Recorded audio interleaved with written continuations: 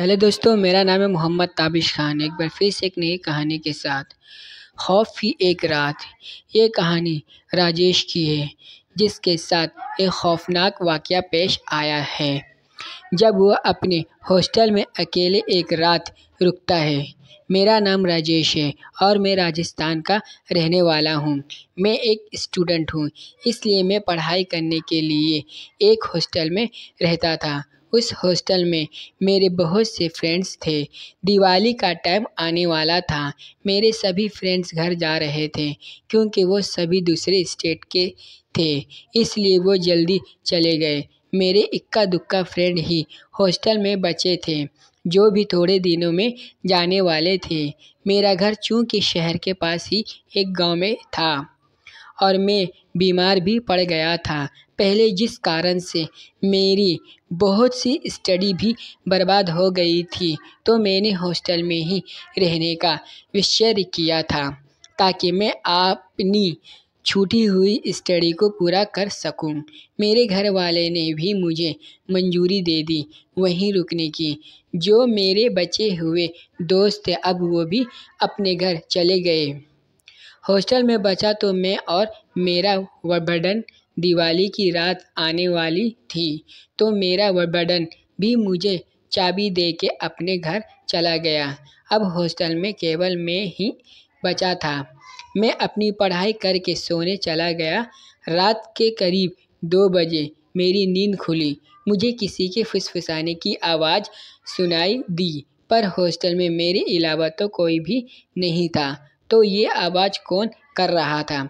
मैं बहुत डर गया कि एक तो इस सुनसान हॉस्टल में मेरे अलावा कोई भी नहीं है और ऊपर से आती हुई ये आवाज़ मेरे शरीर में कंपकपी उठ गई और मैं कांपने लगा। उस वक्त मेरा चुप रहना ही सही था, क्योंकि बाहर कौन है ये मैं नहीं जानता था। मैंने रजाई अपने मुंह तक ओढ़ ली और सोने की कोशिश करने लगा कि तभी मेरे दरवाजे पर हल्की सी खटखटाने की आवाज़ आई। मारे डर के मेरे पसीने छूट रहे थे। आवाज़ थोड़ी देर तक हुई, फिर घोर चुप्पी छा गई। घोर सन्नाटा हो गया पूरे हॉस्टल में। पर उस समय मुझे पूछे कि डर क्या होता है। रात अभी बाकी थी। मैं खुद को मन ही मन ये बोल रहा था कि और रुको, ये यहाँ घर चले जाते तो क्या बिगड़ जाता। नहीं, पर साहब को तो पढ़ना है, बड़े ऑस्टेटिक बनेंगे, अब भुगतो।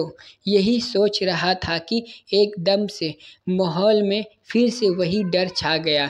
मेरे कमरे के बाहर किसी के चलने की आवाज़ों आ रही थी।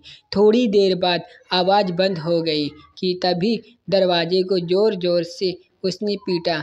थोड़ी देर बाद उसने मेरा नाम पुकारा, राजेश। बस ये काफ़ी था। एक हाई अटैक के लिए उसको मेरा नाम कैसे पता चला? वो बोला, बाहर तो आओ, दरवाज़ा खोलो, मुझे अंदर नहीं बुलाओगे? वो आवाज़ किसी इंसान की तो नहीं हो सकती थी। बहुत ही डरावनी आवाज़ थी।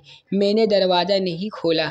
अब वो चिल्ला के बोला, दरवाज़ा खोल, नहीं तो राजेश दरवाज़ा खोल। वो अब बहुत गुस्से में था। मैं मन ही मन हनुमान चालीसा पढ़ने लगा। मैं रात भर नहीं सोया, हनुमान चालीसा का पाठ करता रहा। दरवाजे पर खुरचे खरचने की आवाज़ें आती रही। जैसे तैसे करके मैंने रात काट ली। सुबह तक मैं हनुमान चालीसा का पाठ करता रहा। सूर्योदय हो गया था। मैं हिम्मत करके बाहर निकला। वहाँ कोई नहीं था, पर दरवाजे पर नाखूनों के निशान थे। मैं बस यही सोचता रहा कि अगर मैं बाहर चला जाता तो मेरे साथ क्या होता। मैंने अपने वार्डन को फ़ोन लगाया। कुछ समय बाद वार्डन हॉस्टल में आया। मैंने उसे चाबी दी और कहा, मैं अपने घर जा रहा हूँ। मैंने उसे रात का सारा किस्सा सुना दिया, पर वो चुप था। उसके चेहरे को देखकर ऐसा लग रहा था कि वो कुछ जानता है। मैंने उसे वो निशान भी दिखाई, पर वो निशान जैसे कभी वो थे ही नहीं। मैं आज तक उस भयानक रात को नहीं मैंने उस हॉस्टल को छोड़ दिया। मैं बस पाया क्योंकि मेरे साथ वार हनुमान थे। हेलो दोस्तों, ये वीडियो पसंद है तो लाइक करें।